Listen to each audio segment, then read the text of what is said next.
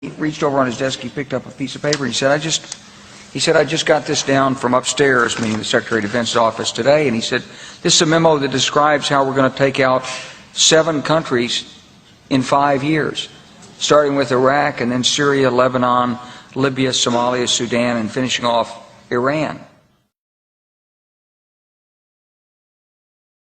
The truth is about the Middle East is, had there been no oil there, it would be like Africa. Nobody is threatening to intervene in Africa. The problem is the opposite. We keep asking for people to intervene and stop it. And there's no question that the presence of petroleum throughout the region has sparked great power involvement. Whether that was the specific motivation for the coup or not, I can't tell you, but there's always been this attitude that somehow we could intervene and use force in the region.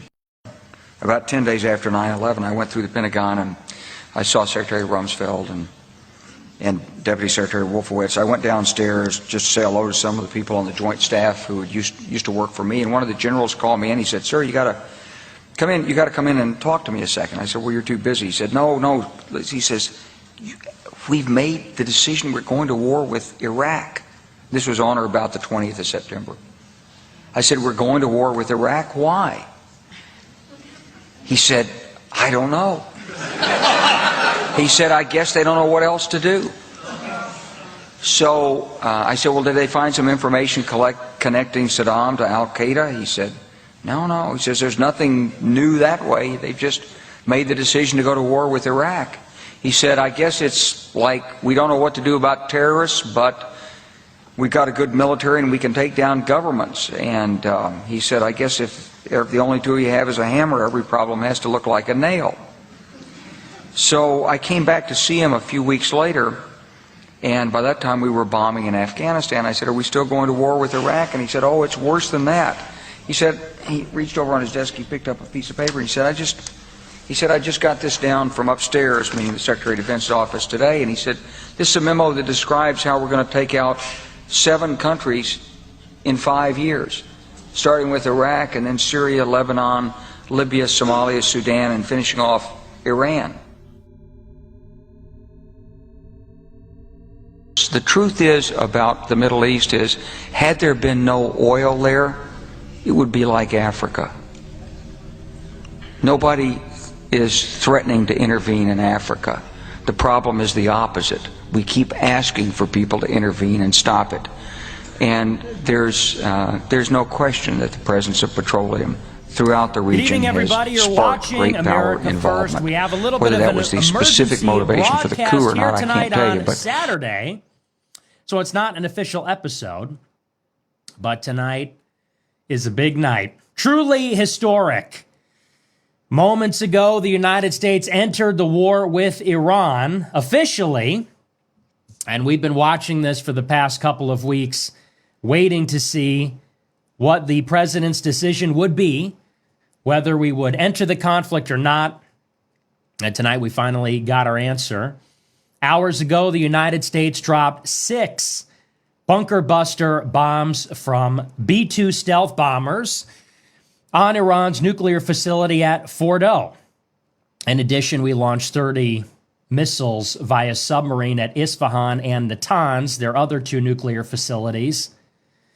And now we're waiting for a speech, an address from the president tonight. It'll take place in a half hour. 10 o'clock Eastern time is when it's scheduled to start. We're officially in the war, just as I predicted. And it's sort of an unbelievable situation. It's shocking. Not shocking for me, of course. I called it a year ago. But to impress upon people the significance of this, of course, the biggest dimension of this conflict is that, as I said last night on the show, if you watched last night or throughout the week, Israel is the operative factor that has drawn the United States into this conflict. This is not our war. This is not our fight. Iran poses no threat to the United States strategically. They're a regional power barely at this point. This is their fight. And in spite of the president's reluctance, we have now been drawn into a shooting war, a direct conflict with major airstrikes against Iran. And to impress upon you the significance of that fact, for those that don't know, for those that have been living under a rock for the past 20 years, what is so surprising about this is that, of course, Trump ran 10 years ago against the legacy of the Iraq War.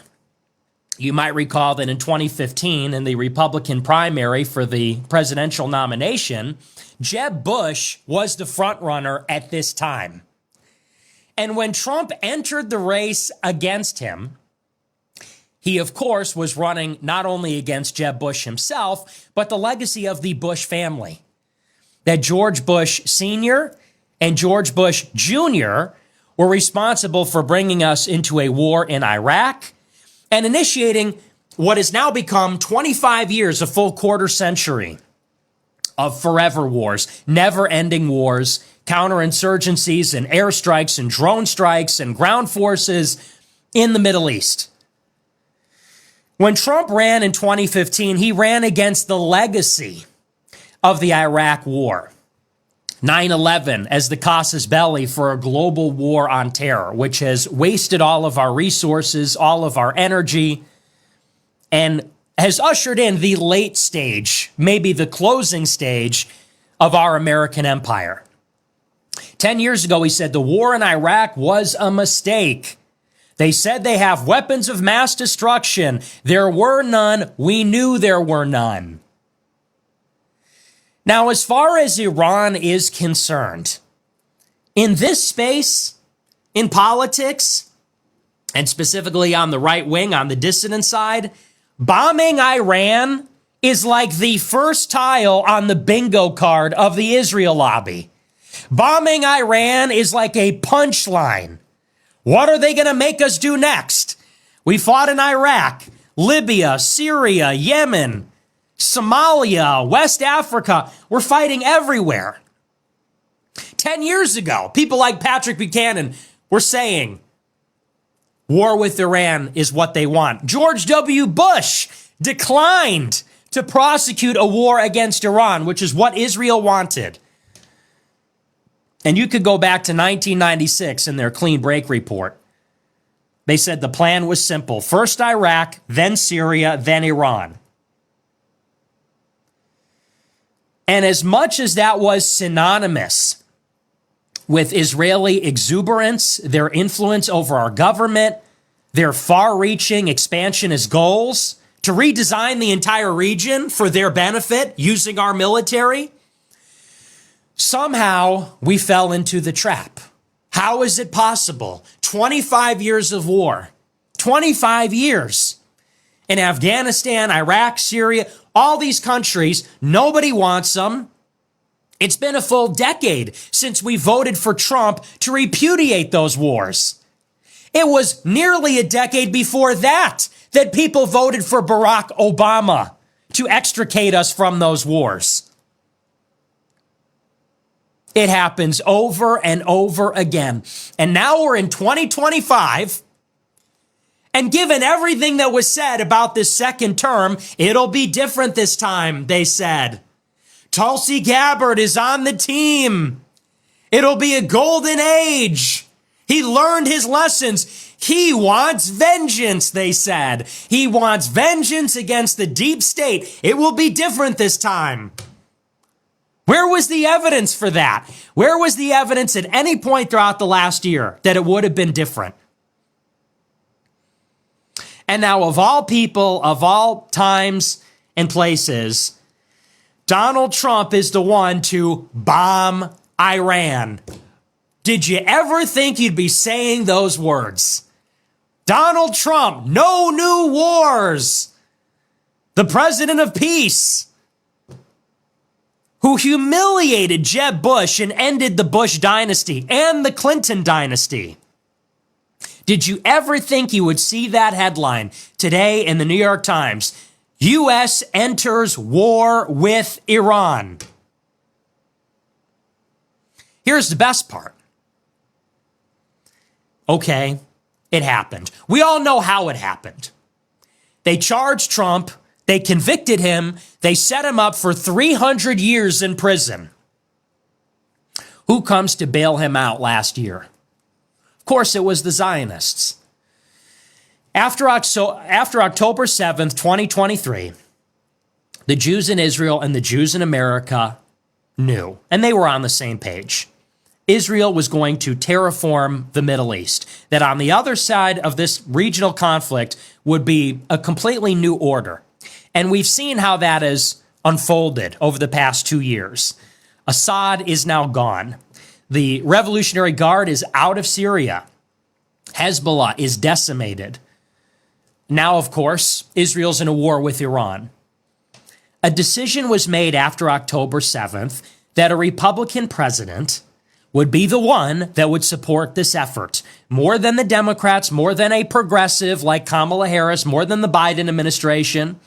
And not only would a Republican, because the GOP is controlled by the Israel lobby, not only would a Republican president give the most support in the form of foreign aid and cover for the genocide in Gaza, and ultimately support for a joint operation in Iran, but more importantly, a Republican president would sell it to the American people. They would sell it. A Democrat war in Iran, do you think Republicans would be in favor of it like they are now? No. If Biden got reelected and was in a wheelchair going to war with Iran, because some say it's inevitable either way, and I probably agree with that. If Biden was in a wheelchair, or Kamala Harris, who never won the nomination fair and square, if either of them brought us to war in Iran, do you think anybody would support it? Democrats, Republicans? There might be riots in the streets. There might be protests on the college campuses. But wait, there can't be protests on the campuses because Trump has deported anybody that organizes protests against Israel. He's implementing the Esther Plan by the Heritage Foundation. And maybe Republicans would be opposing it. But wait, it's Trump. And nobody wants to go against Trump. Not the influencers, not the networks, not the congressmen and senators, although I don't think they're even tempted to, because they're all in on the take from Israel. What is so surprising, what's so shocking is not that this has happened. Israel has controlled the tempo and the ladder of escalation in this regional conflict for 60 years, since 1967, and especially in the past 25 years since the war in Iraq.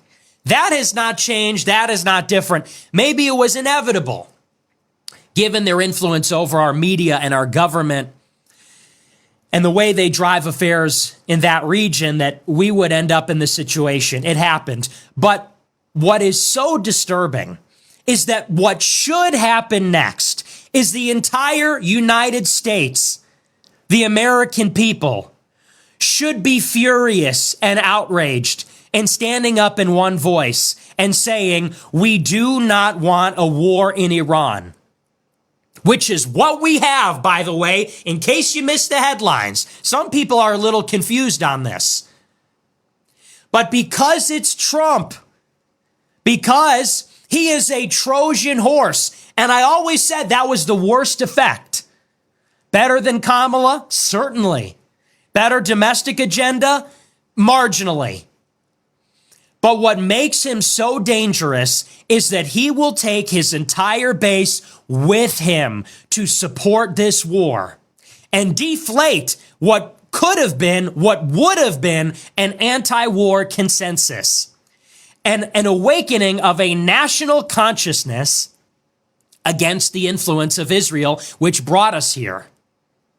Instead, I see people on Twitter like Charlie Kirk and Matt Gaetz and Jack Posobiec and all the dissidents saying, well, you know, if we stop here, it's not really a war. They're saying, I don't think Trump wants a war in Iran. I don't think he wants a big, wide war in Iran. Hey, guess what? We're in a war with Iran. What else would you call this? We just bombed them. We just dropped 6 conventional bombs weighing 30,000 pounds that are nearly the size of a very small nuclear bomb on Iran's nuclear program.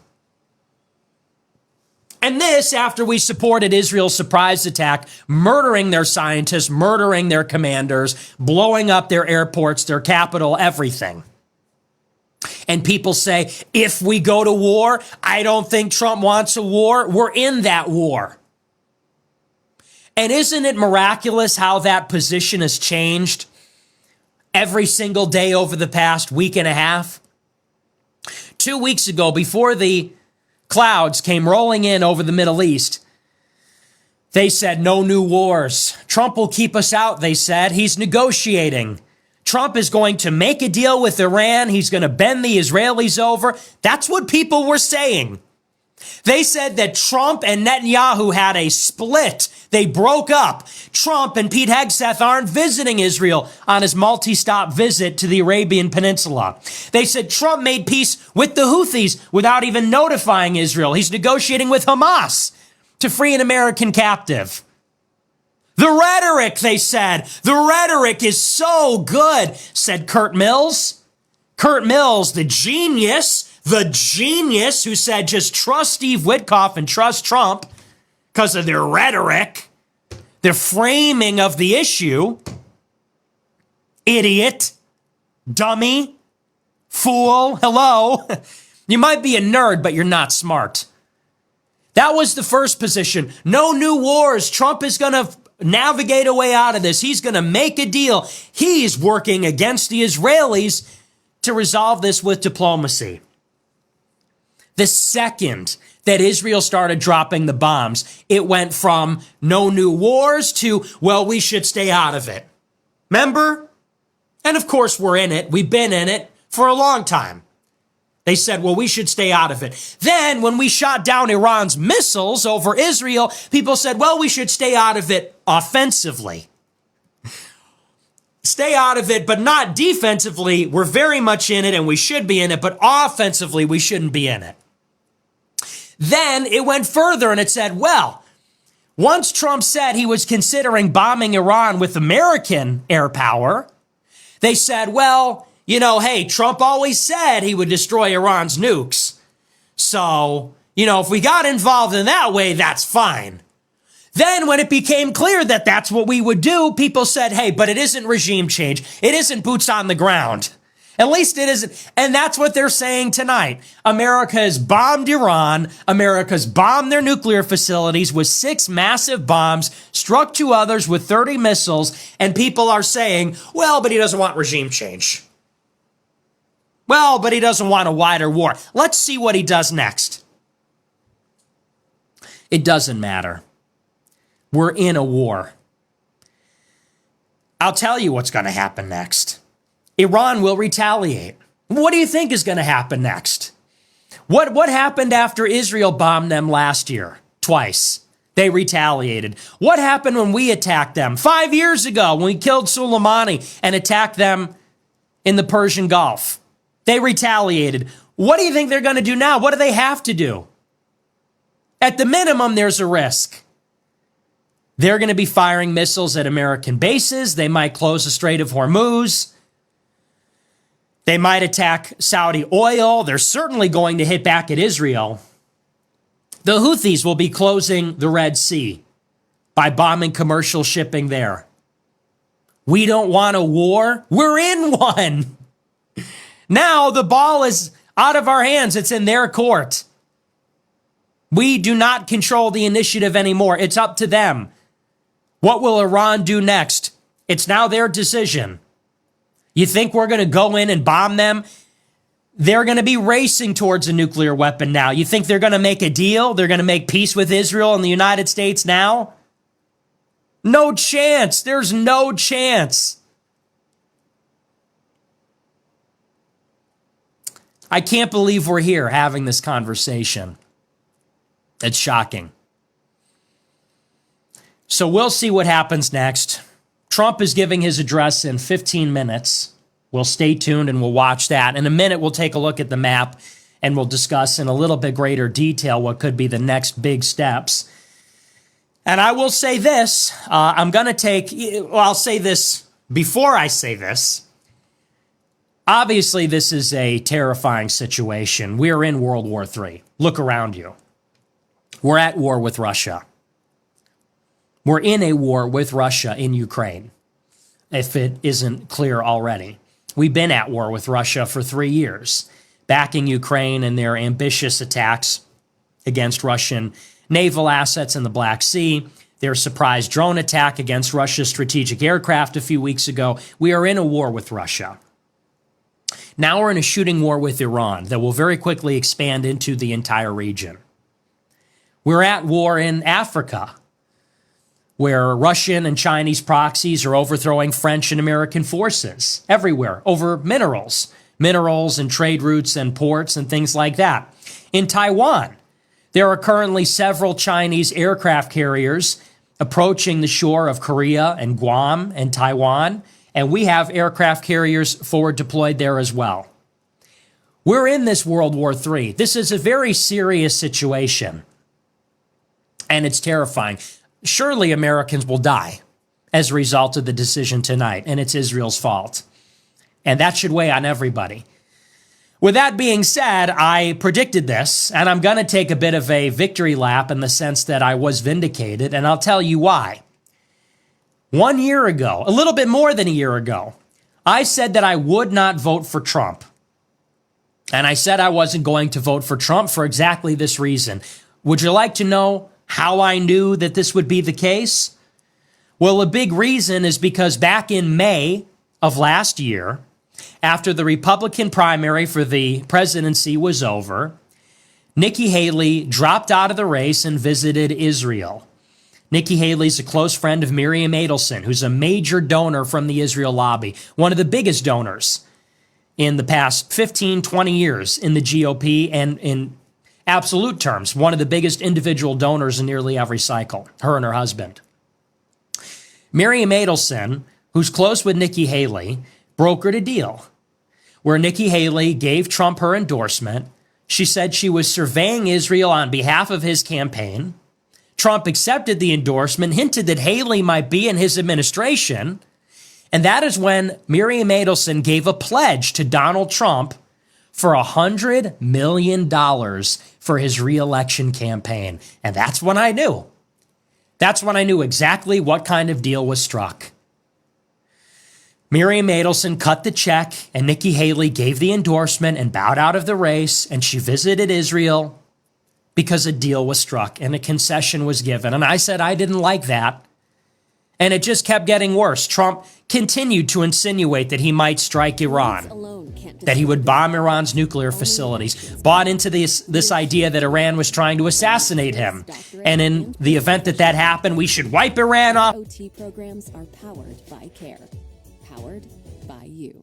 Get ready for the 2025 Pepsi National Battle of the Bands. Saturday, August 23rd at NRG Stadium in Houston. Come see the top HBCU marching bands in the country battle it out on the field and in the stands. Feature national talent, a fan experience, and a college fair. Support.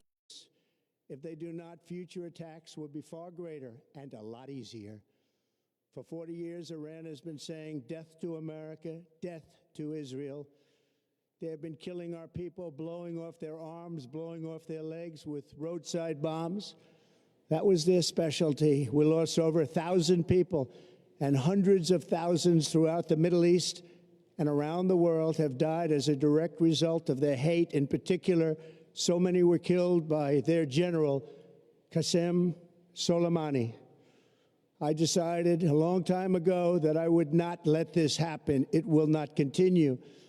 I want to thank and congratulate Prime Minister Bibi Netanyahu. We worked as a team like perhaps no team has ever worked before. And we've gone a long way to erasing this horrible threat to Israel. I want to thank the Israeli military for the wonderful job they've done. And most importantly, I want to congratulate the great American patriots who flew those magnificent machines tonight, and all of the United States military on an operation the likes of which the world has not seen in many, many decades. Hopefully, we will no longer need their services in this capacity. I hope that's so. I also want to congratulate the chairman of the Joint Chiefs of Staff, General Dan Raisin Kane, spectacular general, and all of the brilliant military minds involved in this attack. With all of that being said, this cannot continue. There will be either peace or there will be tragedy for Iran far greater than we have witnessed over the last 8 days. Remember, there are many targets left. Tonight's was the most difficult of them all, by far, and perhaps the most lethal. But if peace does not come quickly, we will go after those other targets with precision, speed, and skill. Most of them can be taken out in a matter of minutes. There's no military in the world that could have done what we did tonight, not even close. There has never been a military that could do what took place just a little while ago. Tomorrow, General Kane, Secretary of Defense, Pete Hegseth will have a press conference at 8 a.m. at the Pentagon.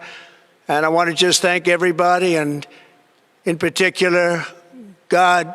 I want to just say we love you, God, and we love our great military. Protect them. God bless the Middle East. God bless Israel. And God bless America. Thank you very much. Thank you.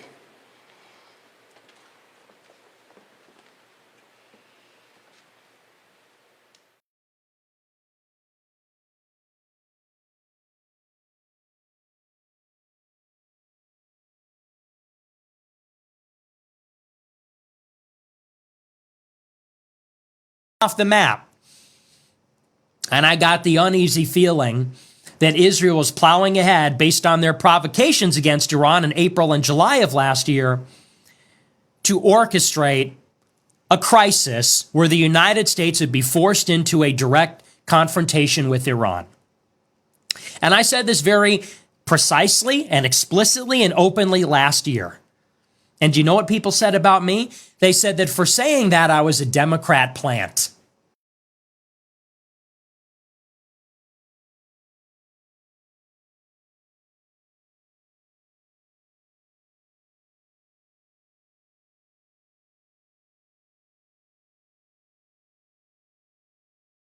Are you with the Democrats? And I said neither. I didn't vote for Kamala. I didn't vote for Trump.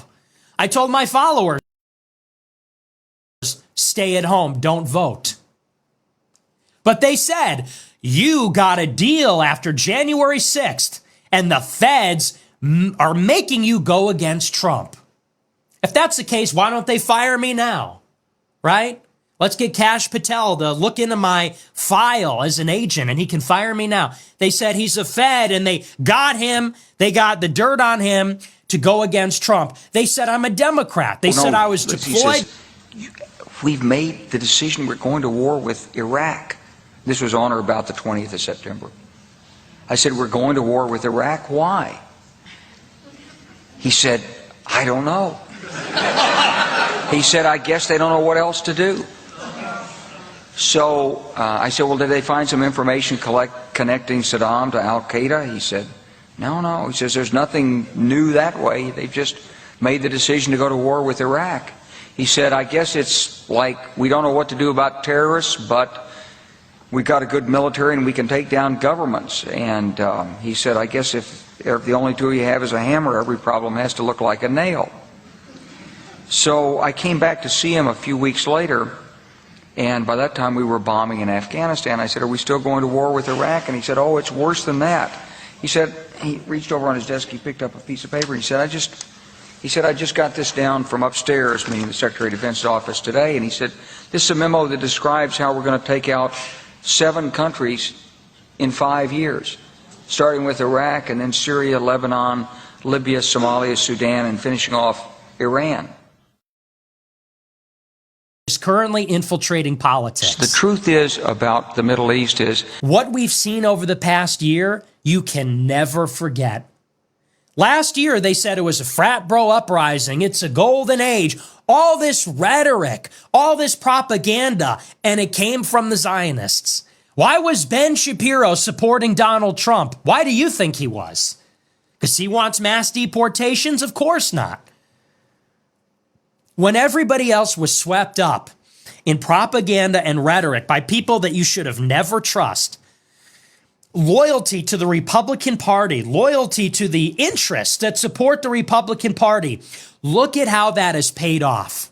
The lesson is this: you must pay attention to these fundamental dynamics in politics. Follow the money.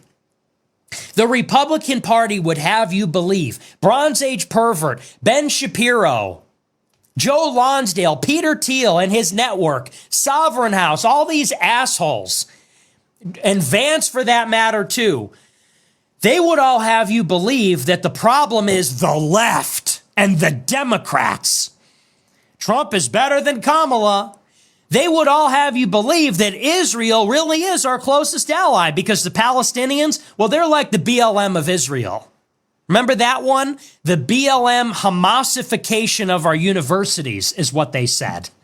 They said the same people that are criticizing Israel are with the left and BLM. The same people that don't want a genocide in Gaza that we pay for, the same people that don't want to get dragged into this Middle Eastern war, they said that's of the left.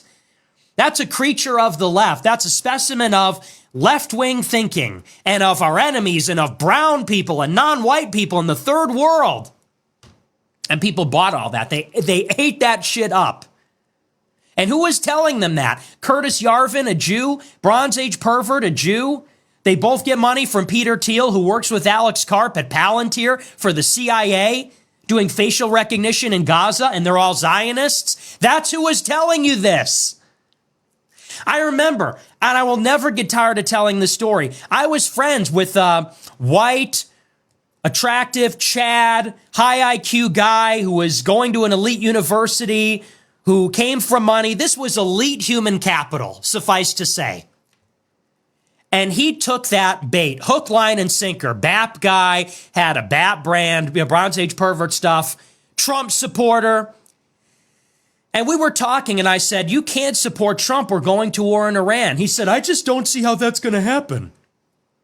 I said, I'll tell you how it's going to happen. Miriam Adelson cut him a check. Israel is going to finish off Hezbollah, and then they're going to force us into a confrontation with Iran. They're going to continue to provoke and catalyze them as they did throughout 2024, and they're going to create a crisis where we have to intervene. And I said, I just don't see that happening. And now here we are in another forever war that puts America last. There's a lesson in this. It is not about right and left. It really isn't. There is no the left. There is no Democrats. There are Americans and there are Israelis. There are Americans and there are the Jews that support this. These people they are responsible for creating the situation here. October 7th was fake. They stood down. They saw it coming. They knew it was happening and they stood down so they could have a crisis to launch a war against everybody in Gaza, in Hezbollah, in Syria, against Hezbollah in Lebanon, and now against Iran. They provoked Iran repeatedly. With this outcome in mind, Trump probably wanted peace in his heart of hearts, maybe. Although we don't know that. He was pursuing a deal, at least at one point. But the Israelis have drawn him into this fight because they initiated the strikes on Iran. They pressured Trump from the inside. Mike Waltz, our national security advisor, was working for Netanyahu, pushing Trump to war. John Ratcliffe is AIPAC's man inside the White House. He's the director of the CIA. He and Susie Wiles of Florida were pushing him into the war. We're in another war because of these right-wing Jews and Israelis that are our true closest ally because they're nationalists. They're not our friends.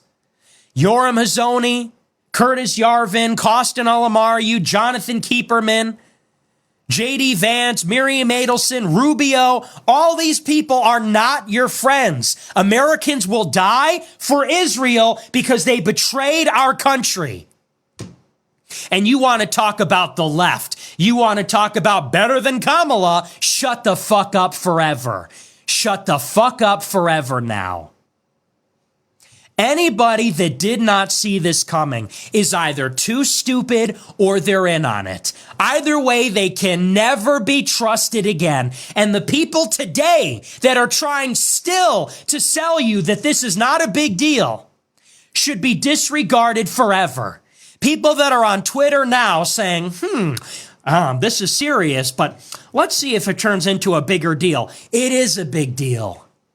It is a big deal. This isn't like Syria in 2018. This isn't like Soleimani in 2020. This is a totally unnecessary provocation against Iran. This was on Israel's wish list. This was the first tile on the bingo card of the Israel lobby for 30 years. And the No New Wars president delivered it. And you bought it because he's a Republican. You bought it because of this propaganda, because Peter Thiel made a move in 2022 to buy up everything. And from NatCon, run by the dual citizen Yoram Hazony, to Sovereign House, run by future Moldovan citizen and Nick Allen, a couple of pro-Israel Jews, to Passage Press, run by the Jew Jonathan Kieperman, publishing The Jews, Curtis Yarvin and Costin Lamariu, who hosted their big DC party, and all the crypto adjacent groups that they're affiliated with. From one thing to the next, Red Scare, all of it. They bought it to turn it out to support this war. And that's why dissidents that should have been Groypers, dissidents that would have been, should have been, white identitarians, white nationalists, Israel critical, counter-Semitic, they're now pro-Trump Republican glazers defending a fucking war in Iran. That's how it happened. Because they convince you to be more concerned about a black person working at the DMV than a CIA contractor, Peter Thiel, and the Israel lobby. And you fell for it again. So now we'll see what the president says. In 3 minutes, he's going to give his speech. But this is a lesson to everybody, to the young people, to the old people. It is what it is. To the young people. I'm talking now to the younger crowd. I'm talking to the teenagers. Pause. I'm talking to the 20-somethings. All of you young white men, and other men for that matter, all of you patriotic young men that love America and that love Jesus Christ, listen and listen well. We have been at war for a quarter of a century for Israel, for an antichrist state that wants Americans to die to pave the way for their new empire and their third temple. Listen and listen well. They have deceived us again. They deceived you. We've witnessed it in real time over the past year. This is what it means to be America first. Fighting this, being aware of this. That's the ultimate priority. For those people that are just getting into politics, you're a college Republican, you're inside the administration, you're in a congressional office, you're in state politics. If you are one of those young America first men, Trump sold you out to the Israel lobby. We're fighting a war that we should have never been involved in. George W. Bush wouldn't even bring us into this war. If you believe in the paleocons and Pat Buchanan, he's been talking about it for 35 years. This is how they operate. There is no substitute for victory. People said we would elect Trump and trust the plan. You can't trust the plan. You can't trust these people. They said we would elect Trump. It's better than Kamala. This isn't horseshoes. It doesn't matter how close you get if they're working for a foreign lobby. People said we'll elect Trump and then we'll fight that battle after the election. You see anybody fighting right now? You see Charlie Kirk fighting the president on this? He's doing tricks on it. He's doing reverse cowgirl with his shoes on. Glazing the president right now. Whoa, he brilliantly let us out of this one. He led us right into it on behalf of Israel. People said we'd elect Trump and then we'd battle it out in the administration. We'd infiltrate. How'd that go for Dan Caldwell? Huh? Resigned in disgrace within months with that trusting round face of his. How did that go? Kurt Mills from American Conservative, he was being told right up until the fucking bombs dropped that everything was going according to plan and the posters and patriots are in control because he's got a buddy in the National Security Council. Well, guess what? He don't run the National Security Council. Israel does. So listen to this and listen well. If we are being outmaneuvered politically at every step of the way, as long as the Israelis are in control of the administration and pulling the levers of power, nothing matters. There's no substitute for victory. We have to take our own side. It's 10 o'clock. I'm going to transition us over here. We'll look on YouTube. We'll see if Trump starts immediately. Let me get set up here. I'll have it up. I'm going to keep going until Trump starts speaking, but I do just want to get this open here so that we don't miss it. All right. Let me get my headphones on too. But that is the lesson. And in some ways, maybe this was necessary. In some ways, it might be a blessing. If and only if all of the young patriots that did support Trump, listen, you know what? I was young once too. I still am young. I supported Trump in his first term, and I was surprised when Trump failed us. I went to D.C. in 2018. I met with guys from the admin. I said, I'm trusting the plan. Is Trump doing 4D chess? Are we winning? They looked at each other and they laughed in my face. They said, it's a joke. They said, people that were the most loyal aren't getting hired. They said, the whole administration's infiltrated. Oh, here we go. All right, well, this is it.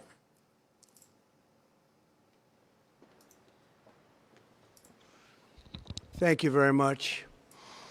A short time ago, the U.S. military carried out massive precision strikes on the 3 key nuclear facilities in the Iranian regime, Fordow, Natanz, and Esfahan.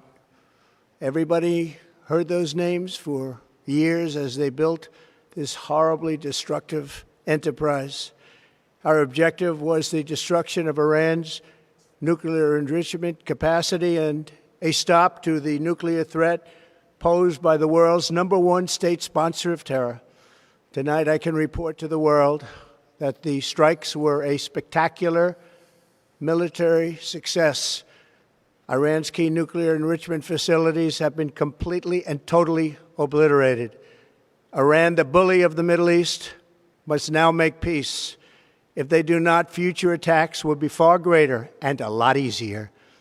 For 40 years, Iran has been saying, death to America, death to Israel.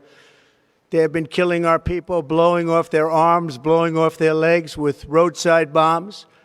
That was their specialty. We lost over 1,000 people, and hundreds of thousands throughout the Middle East and around the world have died as a direct result of their hate. In particular, so many were killed by their general, Qasem Soleimani. I decided a long time ago that I would not let this happen. It will not continue. I want to thank and congratulate Prime Minister Bibi Netanyahu. We worked as a team like perhaps no team has ever worked before. And we've gone a long way to erasing this horrible threat to Israel. I want to thank the Israeli military for the wonderful job they've done. And most importantly, I want to congratulate the great American patriots who flew those magnificent machines tonight, and all of the United States military on an operation the likes of which the world has not seen in many, many decades. Hopefully, we will no longer need their services in this capacity. I hope that's so. I also want to congratulate the chairman of the Joint Chiefs of Staff. We don't know what to do about terrorists, Kane, but spectacular we've got a general. good military and we can take down governments. And he said, I guess if the only tool you have is a hammer, every problem has to look like a nail. So I came back to see him a few weeks later, Secretary Wolfowitz. I went downstairs just to say hello to some of the people on the Joint to do. So I said, well, did they find some information connecting Saddam to Al-Qaeda? He said, no. He says, there's nothing new that way. They just made the decision to go to war with Iraq.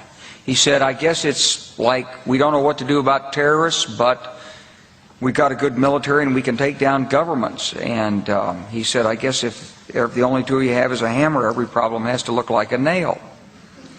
So I came back to see him a few weeks later, and by that time we were bombing in Afghanistan. I said, are we still going to war with Iraq? And he said, oh, it's worse than that.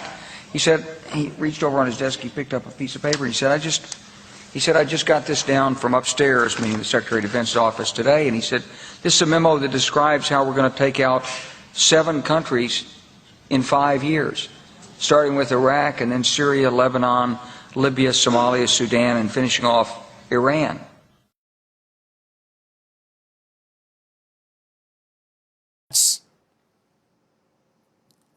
God bless Israel, he says. Awesome. Well, I'm just glad Israel is safe. Americans may die. We're involved in another war. But hey, as long as Israel is safe, well, there's your 5-minute speech.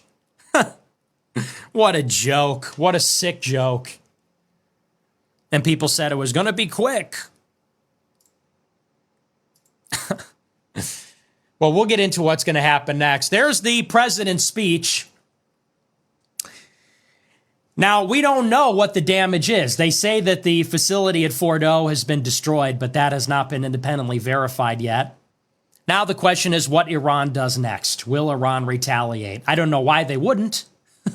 The United States says we're prepared to carry out more strikes. It will be easier. There's still plenty of targets.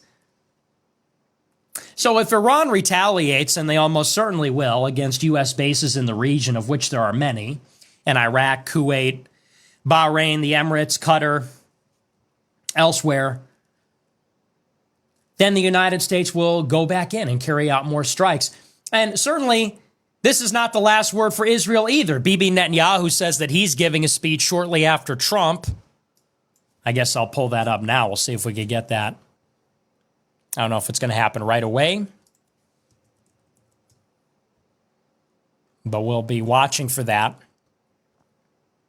But clearly, this is not the end. This is obviously not the end of the conflict. We just bombed Iran. That was just like last week when Israel did their first strike. That's only the first part. And now Iran will get their chance to retaliate. And we'll take a look at the map here. We'll give you a little bit of an idea of what that might look like. So the United States has just bombed Iran. We bombed Isfahan, which is here. Isfahan and Natanz, which is up here. We bombed those 2 facilities with missiles from submarines. And then we bombed Fordo, which is near Qum. And we dropped bunker-busting bombs on Qum from B-2 stealth bombers, probably from Diego Garcia, which is out here in the British Indian Territory. Although some people believe we did it from Guam, which is out here in the Pacific. Because American stealth bombers first went to Hawaii, and then they went to Guam, and then they kept moving west. And they have the range to hit Iran from all the way out in the Pacific. So that was the strike. Now, Iran has said that if the United States bombs Iran, they are going to attack our soldiers. And we've got soldiers all over the region. We've got them in Baghdad, over here. We have them in eastern Syria, in the desert around here. We have them in Kuwait, in Bahrain, in Qatar. We have them in the United Arab Emirates. We have some in Riyadh. So we have American soldiers very close to Iran. Now, I said this on the show this week. If you notice anything about this map, you'll see Israel is far away from Iran. Israel's all the way over here. So it's across Iraq and Jordan or Iraq and Syria, thousands of kilometers away. But the American soldiers are right there. Baghdad is right next to Iran. Kuwait is right next to Iran. The bases in the Gulf are right across the Persian Gulf. What that means is that the missiles that are launched by Iran against Israel are easier to shoot down because we can detect them sooner and we have more time to target them because they're further away, so it takes longer for them to arrive. The missiles that are launched potentially against an American base will have virtually no time to detect them, will have virtually no time to intercept them. What's more, Israel has a complex missile defense system They have our missile defense, which comes in the form of Patriot missile batteries, the THAAD system, our destroyers, fighter jets. But they also have their series of air defense systems, the Iron Dome, the David Sling, and the Arrow 2 and 3.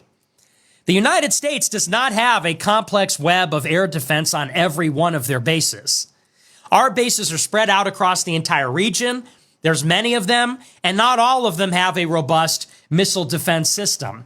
And so what that means is that if you thought that we're going to bomb Iran and maybe they retaliate, but it's not going to be a big deal because we'll just shoot them down, we are more vulnerable than Israel. Our assets, our hardware is far more vulnerable. It'll be easier for Iran to strike us than it is for them to strike Israel. Almost certainly they will. What's more, the Iranian regime is still in place. What is exactly going to happen next here? The Trump administration said after Israel struck that Iran still has an opportunity to negotiate and give up their centrifuges. Well, why would they have done it a week ago? The United States was conducting diplomacy with Iran, and they knew the entire time that Israel was going to sabotage the diplomacy, and they were alerted in advance that Israel would bomb Iran. And then the United States said, well, come back to the negotiating table and let's make a deal. Why would Iran come back to the table if the first negotiations were a ruse? If they were essentially a ploy to get Iran to lower their defenses so they could be attacked? Then the president said, not only should you come and negotiate in good faith, but you should give up your nuclear deterrent? Why would they do that? Why would they ultimately capitulate? Once again, now Trump has bombed Iran. Trump has launched airstrikes, dropping 6 bunker buster bombs, missile strikes. Now he says Iran must surrender or else there'll be more strikes. Even after Trump said throughout the week he wants to negotiate, Iran wants to negotiate. He says they have another opportunity. They need to negotiate. I'll decide in 2 weeks. I don't want a war. Now they're going to negotiate. Now they're going to surrender. What Trump has just done is he has made it so that Iran is in survival mode. Now the entire country and the regime are in peril. The idea that Iran, with its back against the wall, being hammered by Israel and the United States, bombing their nuclear program, now they're just going to give up. It's totally outside their national character. It's totally outside their national interest. They've been forced against the wall into a survival situation. Now they will do anything possible just to ensure the continuity of the regime. And probably they have a significant amount of radioactive material, nuclear material, that's not even stored at Natanz and Fordo. That's the other big part of this equation. The big question surrounding these strikes was not only would we be able to attack without spillover into other countries or retaliation or deepening the conflict. The other question was, will the bombs even do the job? Well, Iran has the scientists. They have the know-how. They still have probably a lot of enriched uranium. And somewhere they probably have more centrifuges. That means that their nuclear program, although it has been damaged and it will take months to put back together, it is still intact. They still have the ability to produce a nuclear bomb on some kind of a timeline. What will almost certainly happen next is that the Israelis will say it's not good enough. The Israelis will say, we still have not resolved the threat because they've got additional sites, or Fordo wasn't completely destroyed. The scientists are still alive. What's more, since the nuclear program has been temporarily put offline, now Iran is completely vulnerable. And Trump said that after these strikes, it will now be easier to strike against Iran. Other targets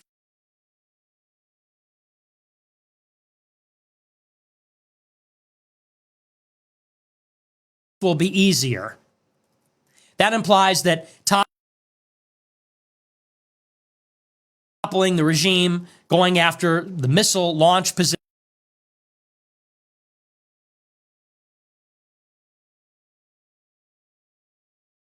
positions, other strategic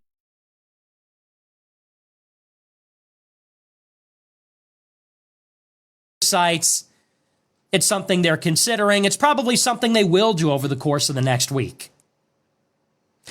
So almost certainly this war will continue. For those that think,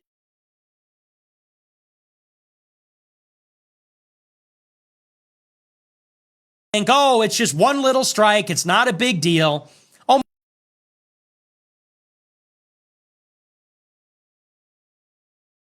Almost certainly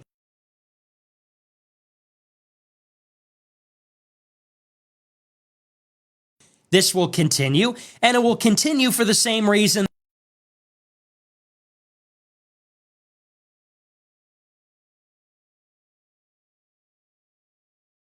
that it has gotten this far, why it started in the first place.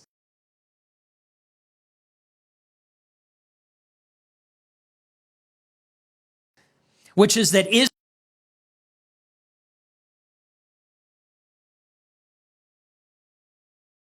Israel is driving the conflict forward. They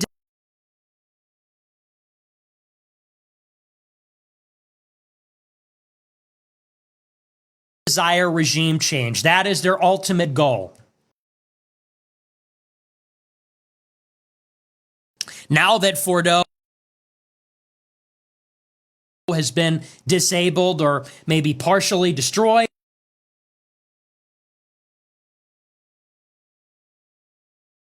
now certainly Israel will feel emboldened to carry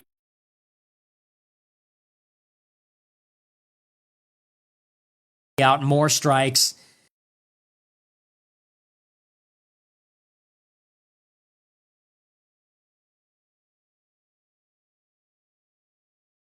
Maybe potentially carry out a decapitation strike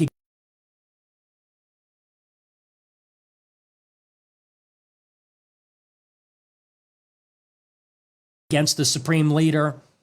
Who knows? Now we're in it.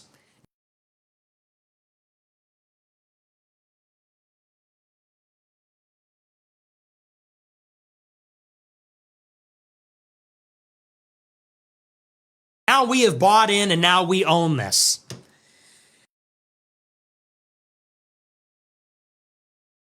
And so some of the things that could happen, like we said, is that Iran could attack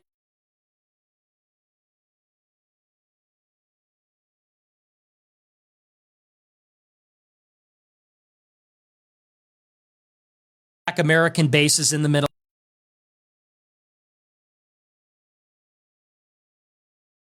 East. Americans will die. If that happens, the United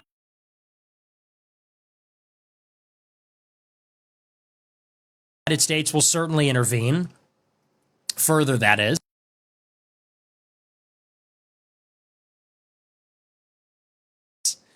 Another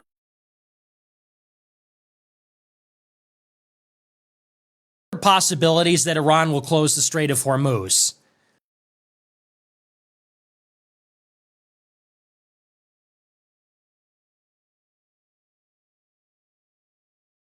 This is the Strait of Hormuz. This is the narrowest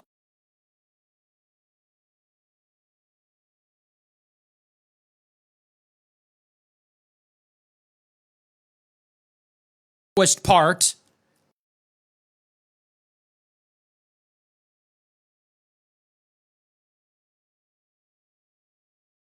that separates the Persian Gulf from the Indian Ocean.